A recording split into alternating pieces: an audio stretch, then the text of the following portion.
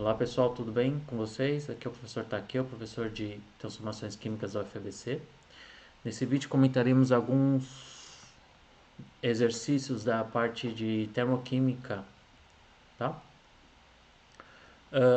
Essa lista aqui está gigante, então pretendo dividir essa parte 6 em duas partes, tá? Em dois blocos. Vamos lá. 6.1. Identifique os seguintes sistemas como abertos, fechados ou isolados. Bem, para quem não se lembra, o sistema aberto é um sistema que você permite a troca de energia e de matéria do sistema para a sua vizinhança e vice-versa. E no sistema fechado você tem a troca apenas de energia. E no sistema isolado o seu sistema não permite a troca com a vizinhança nem de matéria e nem de energia. Tá?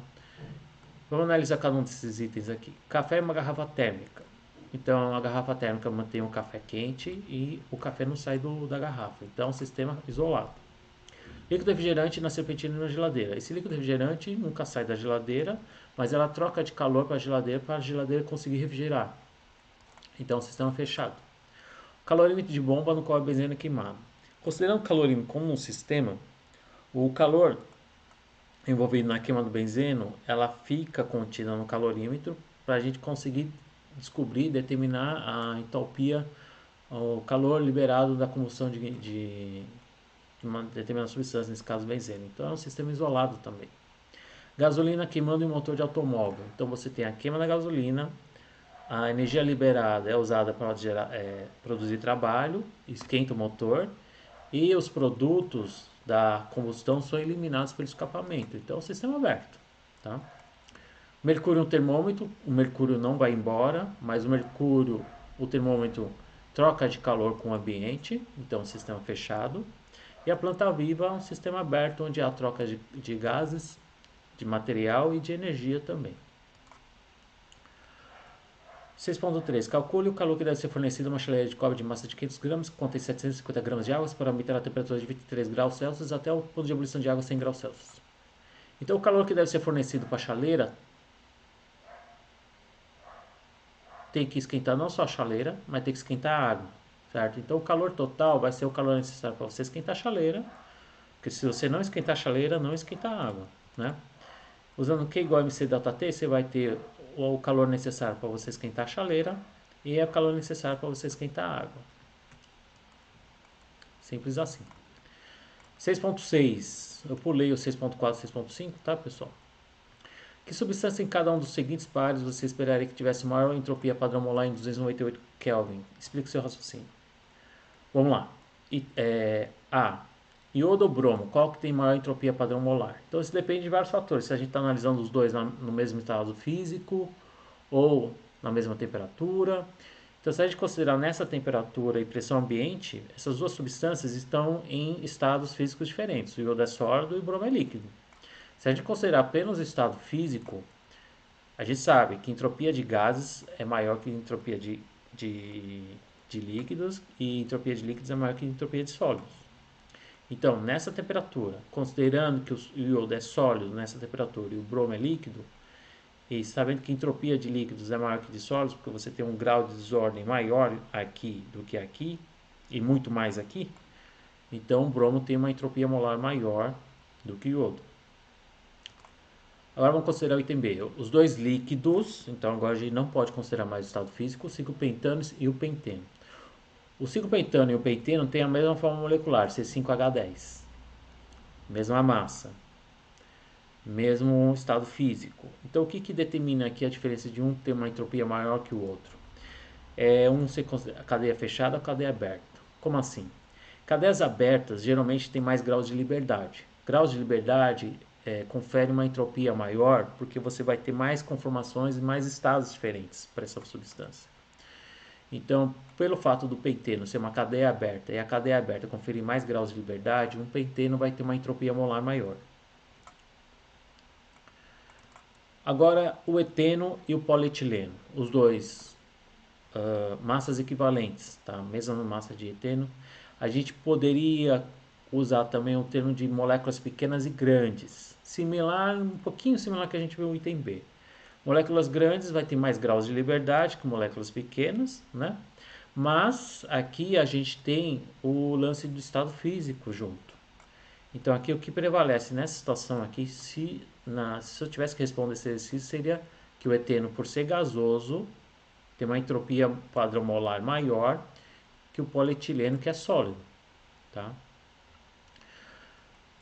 Se criar esse tipo de dúvida, se é o tamanho ou se é o estado físico que determina aqui, é só pensar o que é mais fácil, o eteno virar polietileno ou o polietileno virar eteno, tá?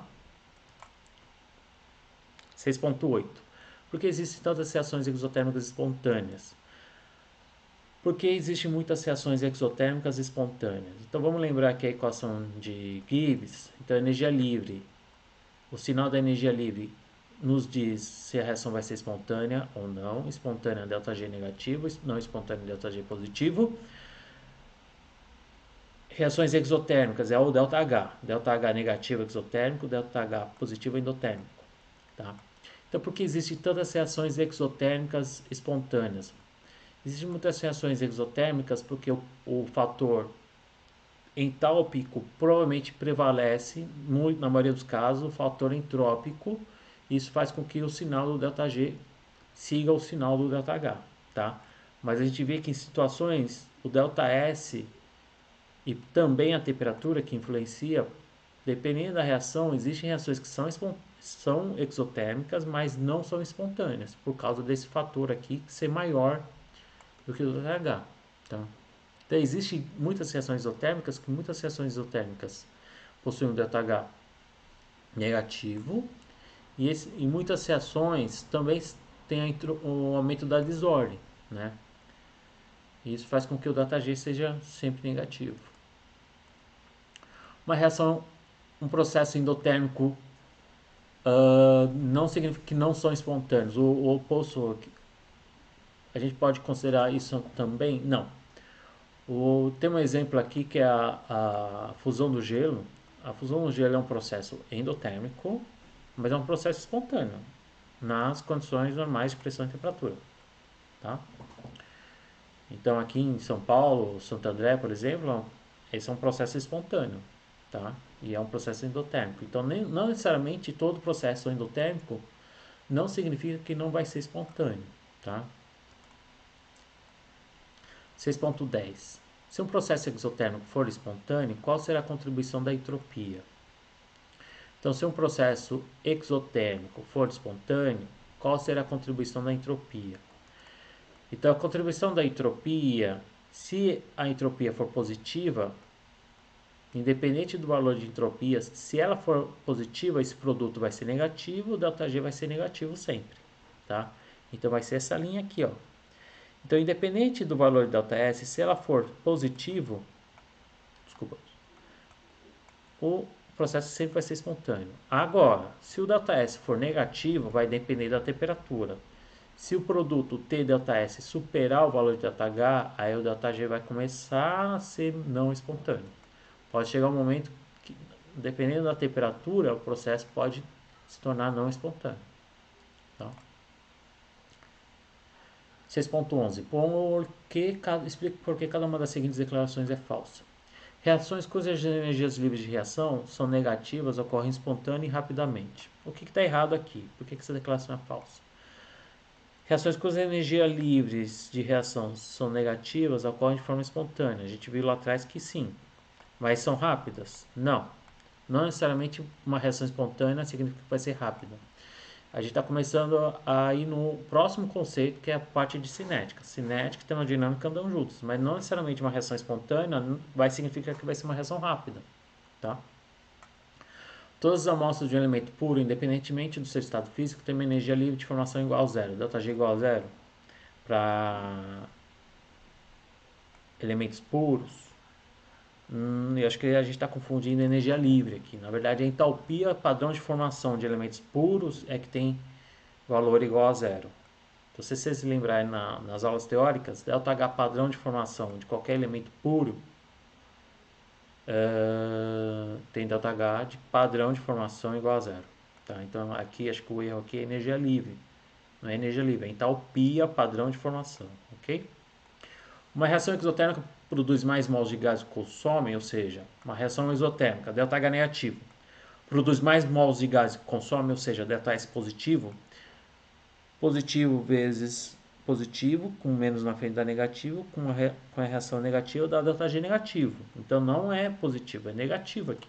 Então o erro aqui é uma energia livre padrão de reação negativa, porque vai ser uma reação espontânea. Exotérmica com ΔS positivo, ΔG negativo. 6.12. Nitrato de potássio dissolve facilmente em água e sua entalpia de solução é mais 34,9 kJ por mol. A entalpia favorece ou não o processo de dissolução? A variação de entropia do sistema é positiva ou negativa? Tá? Eu não vou responder esses dois últimos aqui, que envolve coisas que eu não expliquei, que é mudança de desordem posicional ou desordem térmica. Tá? Via de regra, nesse caso do nitrato de potássio, o ΔH padrão o ΔH é positivo. Lembrando que um processo de dissolução você tem o soluto e o solvente separados, você precisa romper as interações que compõem as substâncias do soluto, cátions e ânions, você precisa separar as moléculas do solvente para que você forme interações íon-solvente e você tenha o processo de dissolução. Dependendo do sal, esse ΔH aqui pode ser positivo, pode estar aqui em cima ou pode estar aqui embaixo. No caso do nitrato de potássio, o ΔH é positivo, então a gente tem esse fator positivo. Mas o exercício comenta que ele dissolve facilmente, ou seja, um ΔG negativo. Se o ΔG é negativo, significa que o ΔS aqui deve ter aumentado consideravelmente. Então, o termo que prevalece aqui para que o processo seja espontâneo não é o ΔH, mas é o ΔS. Tá? Se o ΔH for negativo, aí beleza, vai ajudar mais a ser espontâneo. Mas existe muitos sais que quando dissolvem em água, eles diminuem a temperatura. Né? É um processo endotérmico. Então o que prevalece aqui para um sal poder dissolver ou não, aqui nesse caso, nesse exemplo, é o aumento da desordem. Tá? 6.13. A oxidação de nitrogênio no exaustor. Pessoal, eu vou parar aqui, que senão vai ficar muito pesado. Vou fazer um outro bloco com os outros exercícios a partir do 6.14 que a gente parou, né? Então, aguarde o próximo bloco e façam os exercícios antes de assistir esse vídeo, tá, pessoal? Até mais!